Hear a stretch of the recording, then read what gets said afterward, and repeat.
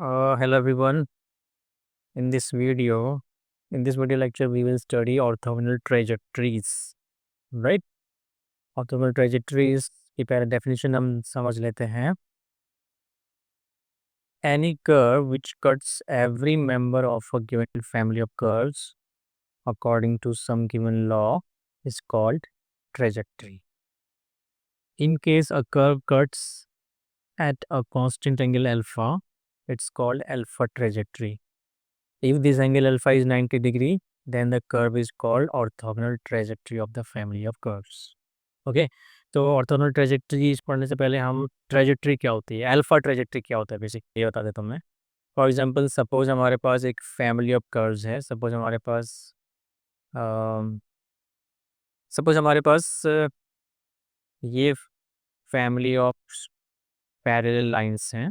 Okay, बहुत सारी lines हैं, पैरेलल्स हैं जो इनकी फैमिली है हमारे पास. ठीक है, now suppose if I say that this line is an alpha trajectory of this family of parallel lines, then it means कि ये लाइन इस जो रेड लाइन वाली जो फैमिली है इस फैमिली के हर मेंबर को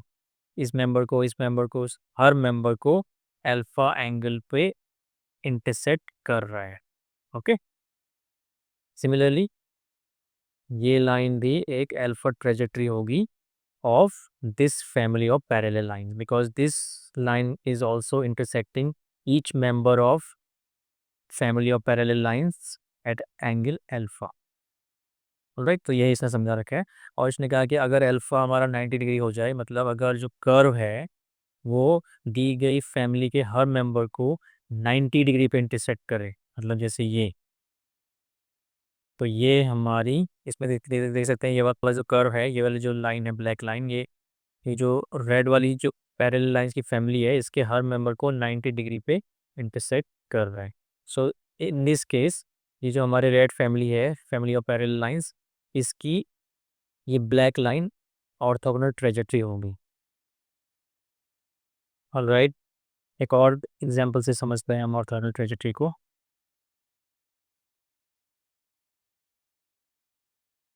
यहाँ पर आप देख सकते हैं एक ब्लू ब्लू में जो है बहुत सारे सर्किल बने हुए हैं, सारे सर्किल का सेंटर ओरिजिन है. तो बेसिकली ये एक फैमिली ऑफ सर्किल्स है जिसकी क्वेश्चन ये है.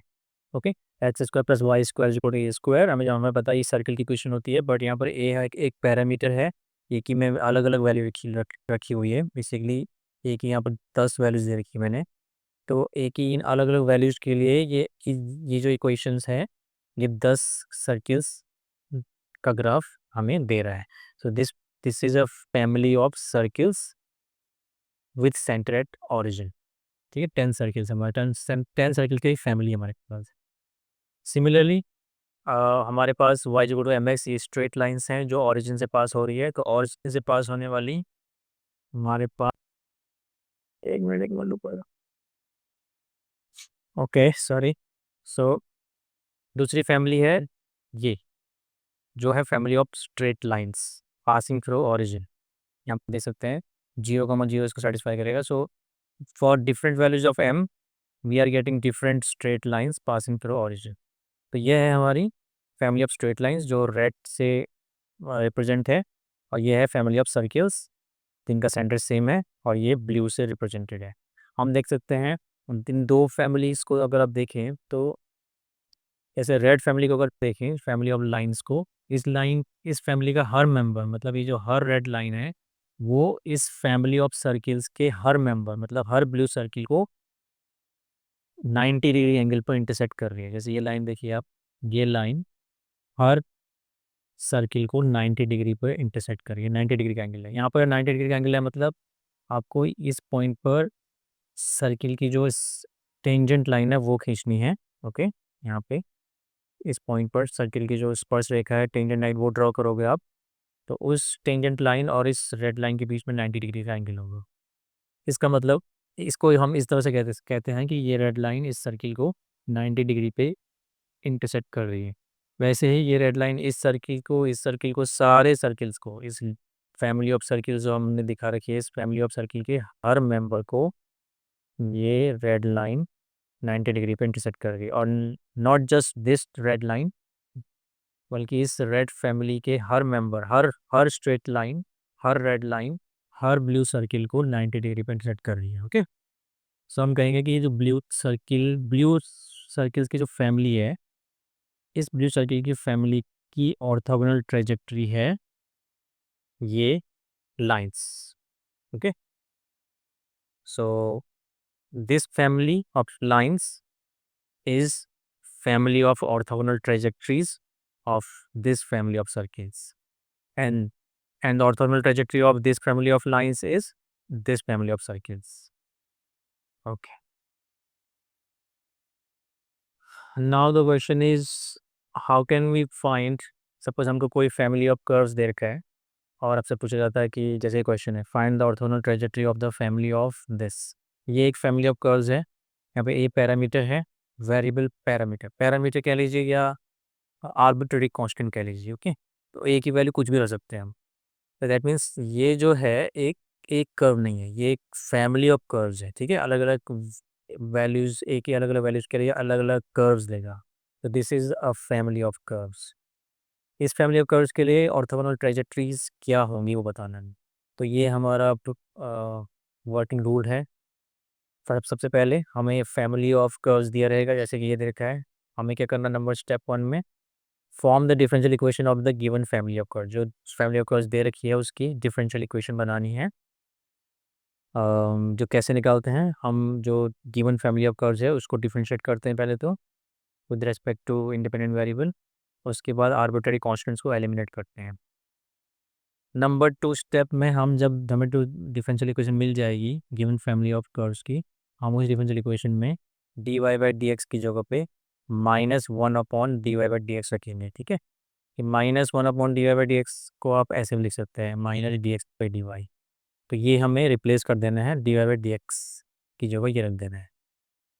या फिर अगर जो आपकी जो गिवन फैमिली ऑफ कर्व्स है वो सपोज एक्स और वाई के टर्म्स में नहीं है, सपोज वो आर और थीटा के टर्म्स में है, पोलर इक्वेशन दे रखी है आपको, उस केस में आप जब डिफरेंशिएट करोगे विद रिस्पेक्ट टू थीटा, तो आपको डिफरेंशियल इक्वेशन मिलेगी D r by d theta के टर्म्स में। तो इस केस में हमें D r by d theta की जगह ये रखना है, -r² D theta by d are. तो स्टेप 2 से बेसिकली हमें डिफरेंशियल इक्वेशन मिल जाएगी ऑर्थोगोनल ट्रेजेक्टरी की फैमिली की। अब इस डिफरेंशियल इक्वेशन को सॉल्व करना है, सॉल्व करके स्टेप 3 में जो आएगा वही हमारी ऑर्थोगोनल ट्रेजेक्टरी की फैमिली होगी। Okay, let's understand this with this example. ये फैमिली ऑफ कर्व्स दे रखा है एंड इसकी ऑर्थोगोनल ट्रेजेक्टरी निकालने के लिए आपसे कहा गया है। So step 1 we will differentiate this with respect to x, we get this, both sides differentiate किया, we get this. Now this is not the differential equation of this, okay, because differential equation में arbitrary constant नहीं होना चाहिए। तो differential equation निकालने के लिए आपको जो पैरामीटर है हमारा a, उसको एलिमिनेट करना पड़ेगा। एलिमिनेट मतलब बहुत तरह से एलिमेंट किया जा सकता है। फॉर एग्जाम्पल अगर देखें कि इस इक्वेशन से a की वैल्यू आ जाएगी x³ अपॉन वाई स्क्वायर, और वो a की वैल्यू आप यहाँ रख दीजिए तो हमें ये मिल जाए। ओके, या फिर आप ये कह लीजिए कि ये भी कह सकते हैं आप कि यहाँ से a की वैल्यू आ जाएगी 3x² upon 2a dx by d y, और यहाँ से a की वैल्यू आ जाएगी x³ upon y square. So a is this, that means this will be equal to this। यहाँ से भी हमें यही डिफरेंशियल इक्वेशन मिलेगी। ओके, बेसिकली हमें a एलिमिनेट करके एक डिफरेंशियल इक्वेशन को लाना है। सो ये जो है आपकी, दिस इज लिखा है यहाँ पे, this is differential equation of given family of curves. अभी हमें यहाँ से निकालेंगे हम डिफरेंशियल इक्वेशन OT की, ऑर्थोगोनल ट्रेजेक्टरी की डिफरेंशियल इक्वेशन। वो मिलेगी हमें d y by d x की जगह -dx बाई डी वाई रख के। तो d y by d x की जगह -dx बाई डी वाई रखेंगे और थोड़ा सिंप्लीफिकेशन करेंगे तो हमें ये मिल जाएगा। ओके, देखिए 2 अपॉन वाई माइनस और ये dx upon d y is equal to 3/x। तो क्रॉस मल्टीप्लाई करेंगे वी विल गेट दिस, और ये हम देख सकते हैं ये हो गई हमारी डिफरेंशियल इक्वेशन OT की। बट हमें OT चाहिए, हमें ऑर्थोगोनल ट्रेजेक्टरी चाहिए, वो मिलेगा इस डिफरेंशियल इक्वेशन को सॉल्व करने में। और हम देख सकते हैं ये बहुत ही आसान है सॉल्व करना, वेरिएबल सेपरेबल केस है, डी एक्स वाले एक तरफ डी वाई वाले एक तरफ कर देंगे हम, ठीक है। बेसिकली ऐसे भी कर सकते हैं, और इन्होंने 2 बाई ये हो जाएगा cross multiplying we get -x dx is equal to 3 3y dy. Now integrate both sides, we will get this. k is the constant, ठीक है। तो ये हो गया। इसको और सिंप्लीफाई कर सकते हैं हम, डिनोमिनेटर हमें कुछ नहीं चाहिए, तो we will multiply both sides by 2, we will get this. यहाँ पर 2k होना चाहिए था, 2k को हम नया नाम दे रहे हैं c²। c² या c² कह लीजिए, या फिर c भी कह सकते हैं आप, ठीक है। तो आप देख सकते हैं ये क्या है, दिस इज एन इलिप्स। ये हम देख सकते हैं, इसको आपको अगर 6 से डिवाइड कर लेंगे तो ये ऐसे हो जाएगा x² upon 3 plus y² upon 2 is equal to c² upon 2 constant, okay. Sorry, so c² से अगर आप डिवाइड करोगे इसे दोनों side, so we will get x² upon c² by 2 plus y² upon c² by 3 equal to 1, and this is an ellipse. तो कहने का मतलब ये हुआ कि जो फैमिली ऑफ कर्व्स हमें दे रखा है, इसकी जो ओटी है, ऑर्थोगोनल ट्रेजेक्ट्री है, वो ये है, family of ellipse, family of ellipses. बहुत सारे एलिप्सेस हैं हमारे पास, और ये भी हम डेस्मोस ग्राफ कैलकुलेटर से भी देख लेते हैं, okay. So we will plot the graph of this family and this family, ठीक है। So this is the graph, ay² जो एक्स की भी गिवन फैमिली है। यहाँ पे a की वैल्यू मैंने 1 से लेकर 10 तक 10 वैल्यूज ली हैं। तो ये इस फैमिली के 10 कर्व्स हमें दिख रहे हैं ब्लैक कलर में। ये 10 कर्व्स हैं, पहला कर्व जैसे यहाँ ये और ये पहला कर्व है, उसके बाद ये दूसरा कर्व है, उसी तरह से 10 कर्व्स हैं। वैसे ही ये फैमिली ऑफ इलिप्सेस हैं, हम देख सकते हैं। और सी की वैल्यू यहाँ पे मैंने 1 से 10 तक ली है, तो ये भी 10 इलिप्सेस हमें दिखा रहा है रेड कलर में, ओके। तो दो फैमिलीज हमारे पास दिख रही हैं, एक है फैमिली ऑफ इलिप्सेस, एक है फैमिली ऑफ इन कर्व का कुछ नाम हमें पता नहीं है, फैमिली ऑफ कर्व्स बोल देते हैं इन्हें। तो ये ब्लैक वाली फैमिली हमें दे रखी थी, और हमको इसकी ऑर्थोगोनल ट्रेजेक्टरी निकालनी थी, जो कि हमारा आंसर ये आया था। और हम ग्राफ से हम देख सकते हैं कि दोनों family, black family and red family, दोनों फैमिली का हर मेंबर दूसरी फैमिली के हर मेंबर को ऑर्थोगोनली मतलब परपेंडिकुलरली 90 डिग्री पे इंटरसेक्ट कर रही है। ये हम जूम करके देख लेते हैं, देखिए हर ब्लैक कर्व हर रेड कर्व को 90 डिग्री पे इंटरसेक्ट कर रहा हो। कोई भी ब्लैक लाइन आप देखिए, ब्लैक कर्व, ये हर रेड कर्व को 90 डिग्री पर इंटरसेक्ट कर रहा है। 90 डिग्री पर इंटरसेक्ट करना मतलब ऑर्थोगोनल इंटरसेक्ट करना। तो ये है रेड फैमिली की ऑर्थोगोनल ट्रेजेक्ट्री, ये ब्लैक कर्व्स हैं, और ब्लैक कर्व की फैमिली जो है उसकी ऑर्थोगोनल ट्रेजेक्ट्री ये रेड कर्व्स हैं, ओके। ओके, सेकंड क्वेश्चन देखिए। सेकंड क्वेश्चन थोड़ा अलग है, बिकॉज इसमें जो गिवन फैमिली ऑफ कर्व्स वो दे नहीं रखा है, वो वर्ड्स में दे रखा है, ठीक है। गिवन फैमिली ऑफ कर्व्स की इक्वेशन नहीं दे रखी, आपको निकालनी है। तो find the OT, orthogonal trajectory means OT, of the system of circles touching a given straight line at a given point. तो बेसिकली बोल रहा है कि एक लाइन दे रखी है, एक लाइन का एक पॉइंट दे रखा है, तो जितने भी सर्किल्स इस लाइन को इस दिए हुए पॉइंट पर टच कर रहे हैं, जैसे ये हो गया, ये हो गया, ये फैमिली दे रखी है हमें, ठीक है। ये फैमिली दे रखी है, तो इस फैमिली की क्वेश्चन हमें पहले पता करनी पड़ेगी, ठीक है। तो उसके लिए ये जो लाइन है और ये जो पॉइंट है ये भी इन्होंने नहीं दिया है, तो हम कुछ भी मान सकते हैं। हम लाइन को एक्स एक्सिस मान सकते हैं, ओके।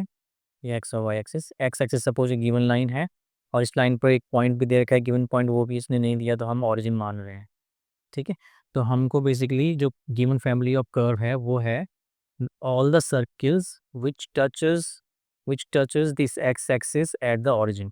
ऑरिजिन पर टच करने वाले, एक्स एक्सिस को ऑरिजिन पर टच करने वाले सारे सर्किल्स की इक्वेशंस, या ठीक है। वैसे ही नीचे भी होंगे सर्किल्स इस टाइप से। तो सबसे पहले हमें इन सारे सर्किल्स की ये जो सर्किल सारे सर्किल की जो फैमिली है उसकी इक्वेशन निकालनी है, ठीक है। तो ऑब्वियसली हम एक सर्किल की क्वेश्चन नहीं निकाल रहे हैं, हम एक फैमिली ऑफ सर्किल की क्वेश्चन निकाल रहे हैं, इसलिए जो हमारी क्वेश्चन बनने वाली है उसमें पैरामीटर तो होना ही है, ठीक है। अब देखिए ज़रा ढंग से देखते हैं इसको। ये इस टाइप का है, ठीक है। तो हम उन सर्किल्स को देख रहे हैं जो एक्स एक्सिस को ओरिजिन पर टच कर रहे हैं।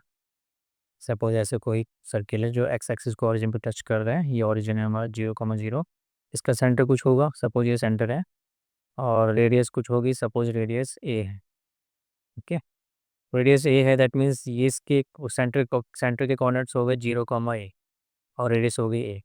अब हम ए वैसे ही नीचे का अगर सर्किल लेंगे जो एक्स एक्सिस के नीचे है और एक्स एक्सिस को ओरिजिन पर टच कर रहा है, इसके केस में भी अगर इसकी रेडियस ए है मान लो, तो ये पॉइंट जो सेंटर होगा इस केस में वो हो जाएगा 0,- है, ठीक है। तो ऊपर वाले सर्किल की इक्वेशन हो जाएगी एक्स, क्योंकि सेंटर है 0,a, तो ये हो जाएगी x minus 0 square plus y minus a square is equal to radius square, radius is a square. नीचे वाले केस में इस नीचे वाले सर्किल की इक्वेशन हो जाएगी x minus 0 whole square plus y plus a whole square is equal to radius square, ठीक है। सो द ए अलग अलग वैल्यू लेने पर हमें अलग अलग सर्किल्स मिलेंगे। अगर ए हम थोड़ा बढ़ा देते हैं तो रेडियस बढ़ जाएगी, बेसिकली ये हो जाएगा। यहाँ नीचे भी अगर ये बढ़ा देते ये मिल जाएगी। तो हमारी जो रिक्वायर्ड जो हम फैमिली ऑफ सर्किल्स के लिए इक्वेशन ढूंढ रहे हैं वो ये है। इसको सिंप्लीफाई कीजिए, x square plus y minus a whole square is equal to a square, where a is a parameter, ठीक है। जब आप ए पॉजिटिव लोगे तो ऊपर वाले सर्किल्स मिलेंगे, क्योंकि हमें जो सेंटर है वो 0,a मिलेगा ये। और जब हम ए नेगेटिव लेंगे, जैसे सपोज ये हम -1 लेते हैं, तो ये जो इक्वेशन बनेगी ये उस सर्किल की बनेगी जिसका सेंटर 0,-1 है, मतलब नीचे। तो नीचे के सर्किल्स मिलने लग जाएंगे, ठीक है। तो अलग अलग ए लेने पर अलग अलग सर्किल्स मिलेंगे, ऊपर वाले भी और नीचे वाले भी। तो ये है हमारी फैमिली ऑफ इक्वेशंस जो इन्होंने यहाँ पे लिखा हुआ है, ठीक है। इन्होंने एक्सप्लेन भी कर रखा है बेसिकली। तो ये इनको शुरू में देना चाहिए था, बट कभी कभी जैसे एग्जाम्पल 1 में फैमिली ऑफ कर्व्स और पहले से दे रखा था, तो कभी कभी आपको ये निकालना होता है। तो ये हमारी फैमिली ऑफ कर्व्स तैयार है। इसको और सिंप्लीफाई करेंगे, Y minus a whole square expand करेंगे तो ये इतना आ जाएगा, ठीक है। उसके बाद तो वही प्रोसीजर, स्टेप 1 इसको डिफरेंशिएट करो, वी विल गेट दिस। उसके बाद इस इक्वेशन और इस इक्वेशन की मदद से ए को एलिमिनेट करो। ये एलिमेंट कैसे होगा यहाँ पे, सिंपली आपको यहाँ से ए की वैल्यू आ जाएगी x square plus y square upon 2y, वो यहाँ पे रख देना है, ठीक है। और यहाँ से ये हो गया, ए एलिमेंट हो गया। इसको थोड़ा सिंप्लीफाई किया, ये आ गया। तो ये आ गई हमारी डिफरेंशियल इक्वेशन, क्योंकि इसमें अब ए नहीं है। This is the differential equation of given family of curves, alright. And ये लिखा है। उसके बाद हमको चाहिए differential equation of O T, वो आएगी डी बाई डी एस की जगह ये रखने पर। तो ये डी आर एक्स की इसकी जगह ये रखा हमने, तो ये आ गया। और ये हमारी आ गई ओ टी की डिफरेंशियल इक्वेशन। इसको सॉल्व करना है, बेसिकली मैंने सॉल्व कर रखा है, देखिए इंटीग्रेटिंग फैक्टर वगैरह। सॉल्व करने पर जो आंसर आया है वो है ये। ऑब्वियसली इसमें सी तो होना ही है, बिकॉज ये भी फैमिली ऑफ कर्व्स ही बनने वाली है। तो ये है हमारा आंसर, ये है फैमिली ऑफ ओ टी, ठीक है। इसको अभी आप प्लॉट करके देख सकते हैं, मैं दिखा देता हूँ आपको। Sorry, okay. सो ये दे सकते हैं, ये हमारी गिवन फैमिली ऑफ कर्व्स है। ओके, यहाँ पे शायद एक्स था, ओके चेक, वाई था, ओके फाइन। सो एक ही ये वैल्यूज़ हैं -7 -6 से लेके 7 तक। ये 15 वैल्यूज़ मैंने रखी हैं। तो ये 15 सर्किल्स बने हुए हैं, कुछ ऊपर बने हैं कुछ नीचे। तो ये ब्लैक वाले जो सर्किल्स हैं वो हैं इस फैमिली के मेंबर्स, और जो रेड वाले सर्किल्स हैं वो हैं इस फैमिली के मेंबर्स, ठीक है। तो देख सकते हैं हमने हमारी जो ब्लैक वाली फैमिली है वो क्वेश्चन में दी गई थी, और हमने जो आंसर निकाला है वो है रेड वाली फैमिली। आप देख सकते हैं हर रेड वाली हर रेड वाला कर्व, हर रेड सर्किल हर ब्लैक सर्किल को 90 डिग्री पे इंटरसेक्ट कर रहा है, ये हम देख सकते हैं। Similarly every black circle is intersecting every red circle eight 90 degree. So the orthogonal trajectory of black family is red family and OT of red family is black family. This is it.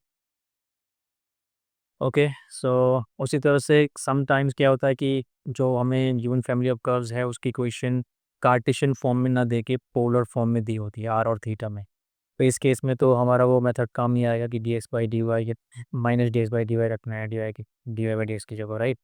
तो इस case में भी steps बिल्कुल similar हैं। आपको क्या करना है, पहले इसकी डिफरेंशियल इक्वेशन निकालनी है। ठीक है, इसके डिफरेंशियल इक्वेशन निकालने का तरीका तो है, ये वाला तरीका शॉर्टकट है जिसमें हम लॉगरिथम की मदद लेते हैं। ठीक है, तो हमें क्या करना है, यहाँ से taking log both sides, log r is equal to इतना हो जाएगा log. Okay, now we will differentiate with respect to theta. Cartesian के केस में हमने एक्स के विद रिस्पेक्ट थीटा किया है, एक्स के विद रिस्पेक्ट डिफरेंशिएट किया है, और इस पोलर के केस में हम थीटा के विद रिस्पेक्ट डिफरेंशिएट करेंगे। तो लॉग आर का हो जाएगा 1/r D by d theta, और ये कांस्टेंट है तो इसका डेरिवेटिव 0 हो गया। लॉग ऑफ दिस, इसका डेरिवेटिव जो होगा हो जाएगा 1 अपॉन इतना, फिर 1 माइनस कॉस थीटा का डेरिवेटिव साइन थीटा। ठीक है, इसको सिंप्लीफाई किया, हमें ये मिल गया। ऑलराइट, नाउ ये हो गई हमारी डिफरेंशियल इक्वेशन इसकी। बिकॉज आप देख सकते हैं ए एलिमिनेट, ऑटोमेटिकली ए एलिमिनेट हो चुका है। ठीक है, ए नहीं है अब इसमें। So this is the differential equation of given family of curves. Now we will put minus are square, ओ इन्होंने यहाँ पे, जस्ट अ मिनट। ओके, तो स्टेप्स जो हमने वर्किंग वर्किंग मेथड देखा था उसमें लिखा था कि d r by d theta को रिप्लेस करना है minus are square d theta by d r में, और यहाँ पे ये लिखा है। तो अब देखेंगे दोनों एक ही चीज़ है। अगर हम इसको इससे रिप्लेस करेंगे तो यहाँ देख सकते हैं D r by d theta हो जाएगा, ये मल्टीप्लाई कॉस मल्टीप्लाई, मतलब बेसिकली ये दोनों इक्वल करके आप देखोगे कि यही आएगा। तो अब d r by d theta की जगह minus are square d theta by d r रखना है यहाँ पे। ठीक है, d r by d theta यहाँ पे है। ओके, जब देखिए आप d r by d theta की जगह ये रख रहे हैं, तो इसका मतलब कि D theta by d are की जगह आपको रखना है माइ इस 1 अपॉन इतना, मतलब माइनस इतना, और D r by d theta ये रखेंगे आप यहाँ पे, तो ये क्वेश्चन ऐसी बन जाएगी। ठीक है, ये हो गई हमारी डिफरेंशियल इक्वेशन ऑफ ओटी। अब इसको सॉल्व करना है, ये सॉल्व कर रखा है, और लास्ट में हमारा आंसर आ गया ये। तो ये है जो हमारी गिवन फैमिली ऑफ कर्व्स है उसकी ऑर्थोगोनल ट्रेजेक्टरी की फैमिली। ठीक है, तो पोलर वाले क्वेश्चन ज़्यादा पूछे जाते हैं, तो आप एक बार देख लीजिए इसे। वैसे ये भी कर रखा है, सिमिलरली आप कर सकते हैं इसको। ये you can pause the video and you can just understand yourself. Then we have this example 5 and this, then we have example 6 also. Okay, this example 7, that's it. And कुछ questions हैं, ये आप देख लीजिएगा, answers are given here. Try to solve at least, तो सारे question करने की ज़रूरत नहीं है। Try to solve first questions, few first questions, first, second, third, fourth, fifth, that's it. Okay, इससे में आपको पोलर और कार्टेशियन दोनों आ जाएगा, और बीच बीच में कुछ इजी से क्वेश्चन भी मिल जाएंगे आपको, वो भी देख लेना। ओके, जैसे ये क्वेश्चन आता है बहुत बार, ये वाला, ये भी देख लेना। सो this is it, orthogonal trajectory. And एक मिनट, एक इम्पॉर्टेंट स्टेप यहाँ पे बताना रह गया है, दिस सेल्फ ऑर्थोगोनल। देखिए कभी कभी क्या होता है कि कोई फैमिली ऑफ कर्व्स दिया है, आप उसके ओटे निकालते हैं, और वो भी वही आता है जो गिवन फैमिली ऑफ कर्व्स है। जैसे जैसे जैसे सेल्फ ऑर्थोगोनल ट्राइजेक्टरीज का एक एग्जांपल आप ये समझ सकते हैं। यहाँ पे X square is equal to 4a into Y plus A, where A is a parameter, and A की मैंने कुछ वैल्यूज ली हैं -10, -9, -8, सो ऑन अप टू 10। इन वैल्यूज के लिए ये पैराबोलास ड्रॉ हुए हैं। तो basically X square is equal to 4a into Y plus A is a family of these parabolas. So आप देख सकते हैं कि इस फैमिली की ऑर्थोगोनल ट्रेजेक्टरी खुद है, बिकॉज हम देख सकते हैं ये पूरी फैमिली दो सब फैमिली में टूट रखी है, राइट। ऊपर वाले पैराबोलाज और नीचे वाले पैराबोलाज। नीचे वाली जो सब फैमिली है पैराबोलाज की, उसका हर मेंबर, जैसे कि ये ले लीजिए, ये ऊपर वाले हर पैराबोला को ऑर्थोगोनली इंटरसेक्ट कर रहा है, ठीक है। तो अगर आप ये आपको फैमिली ऑफ कर्व्स दिया है और आप इसका ऑर्थोगोनल ट्रेजेक्टरी फाइंड आउट करते हो, तो आप देखेंगे कि यही इक्वेशन आने वाली है, ठीक है। तो इस टाइप के क्वेश्चन पूछे जाते हैं कि prove that the family or the family of curves x square is equal to 4a into y plus a, where a is a parameter, is a self orthogonal trajectory। आपको ये करना है, okay. इसको solve करना है, आप देखेंगे ये आ जाएगा। बल्कि इस कभी शॉर्टकट होता है, देखिए इसके लिए आपको क्या करना है। जैसे सपोज आपको ये रखा है एक्स स्क्वायर, इसको मैं करके दिखा देता हूँ आपको, okay. Okay, so we have this, show इस टाइप एक एग्जांपल भी आ सकते हैं, इस टाइप के questions. Show that this is self orthogonal family of self orthogonal trajectories, okay, where A is a parameter. So हम क्या करेंगे, given this, suppose is equation 1, first of all we will differentiate this with respect to x, so on differentiating this will give you this, then from here this is the differential equation of, sorry, this is not the differential equation. Differential equation of 1 will be obtained by eliminating a between this and this. पहले इसको हम यहाँ से a की value निकालेंगे, इतना आ गया। Now 1 और 2 से a को एलिमिनेट करना बहुत आसान है। a की ये जो वैल्यू है इक्वेशन 2 से, ये वैल्यू a की यहाँ रख देंगे इक्वेशन 1 में, and so we will get this, okay. इसको थोड़ा सिंप्लीफाई करते रहेंगे हम, और इसको सिंप्लीफाई किया, फॉर एग्जांपल 2 से 4 कैंसिल हो गया, फिर ये यहाँ ये दोनों फ्रैक्शंस ऐड होंगे तो इसके डिनोमिनेटर में 2 आएगा, 2 से ये 2 भी कैंसिल हो जाएगा, तो बेसिकली ये इतना हो जाएगा, ओके। उसके बाद d x by d y को हम 1 upon d y by d x लिख रहे हैं यहाँ पे भी d x by d y को 1 अपॉन इतना लिख सकते हैं, एंड देन इन दोनों को ऐड करेंगे, ये हो जाएगा 2y plus x whole upon d y by d x, d y by d x, d y by d x multiply हो जाएगा, d y by d x whole square, cross multiply करके यहाँ आ जाएगा, इतना हो गया। उसके बाद संक एक्स अंदर मल्टीप्लाई कर दिया, सॉरी नॉट मल्टीप्लाई, एक्स से ये एक्स स्क्वायर कैंसिल हो गया, यहाँ पर एक्स बचा, and we get this question 3 मान लीजिए इसको। सो ये क्या, ये आ गई आपकी डिफरेंशियल इक्वेशन 1 की, 1 था ये जो गिवन फैमिली ऑफ कर्व्स है। सो 1 की डिफरेंशियल इक्वेशन ये है। अब हम नॉर्मली क्या करते हैं, कुछ स्टूडेंट्स यहाँ पे ये करेंगे कि इसमें d y by d x की जगह पे minus d x by d y रखेंगे ऑफ कोर्स, और ये रखने पर ये मिला, ये हो गई ऑर्थोगोनल ट्रेजेक्टरी जो हम निकालने वाले हैं उसकी डिफरेंशियल इक्वेशन। अब यहाँ पे आपको ध्यान रखना है कि डिफरेंशियल इक्वेशन आपको मिल गई ऑर्थोगोनल ट्रेजेक्टरी की, बट इसको नॉर्मल क्वेश्चन में हम इसको सॉल्व करते हैं, राइट। इसको सॉल्व किया फिर ऑर्थोगोनल ट्रेजेक्टरी आती है, बट यहाँ पर हमें पहले से ही पता है कि ऑर्थोगोनल ट्रेजेक्टरी यही आने वाली है, राइट, क्योंकि हमें इसे सेल्फ ऑर्थोगोनल प्रूव करना है। तो हम क्या करेंगे, ये जो थर्ड इक्वेशन है जो कि गिवन फैमिली 1 की डिफरेंशियल इक्वेशन है, और ये जो डिफरेंशियल इक्वेशन है जो कि ऑर्थोगोनल ट्रेजेक्टरी की डिफरेंशियल इक्वेशन है, हम प्रूव करेंगे कि ये दोनों सेम डिफरेंशियल इक्वेशन है, ठीक है। तो इसको और आगे सिंप्लीफाई करेंगे, देखिए यहाँ पे d y by d x है, यहाँ पर d x by d y है, तो इसको भी डी वाई डी एक्स के टर्म्स में लिखते हैं। पहले d x by d y को 1 upon d y by d x लिखेंगे तो इतना हो गया, ये भी इतना हो गया, एंड देन सिंप्लीफाई किया इसको, मतलब इसको ये समझ लीजिए कि we are multiplying both sides by d y by d x whole square, so we get x here and this. उसके बाद ये वाला टर्म हम एक दूसरे साइड ले जाएंगे, we will get this. Now we can see that equation 4 is similar to equation 3, that means we लिखा है यहाँ पे since 3 and 4 are the same, means differential equation of the given family and differential equation of the orthogonal trajectory are same। इसका मतलब orthogonal trajectory को आप solve करोगे तो 1 ही आने वाला है, ठीक है, बिकॉज इक्वेशन 3 and 4 सेम है, तो 3 और 4 का सॉल्यूशन भी सेम होगा, राइट। और हम 4 को सॉल्व करने की जरूरत नहीं है क्योंकि इसका सॉल्यूशन वही है वो जो 3 का होगा, और 3 का सॉल्यूशन ये होने वाला है बिकॉज इसी की डिफरेंशियल इक्वेशन 3 है, ऑलराइट।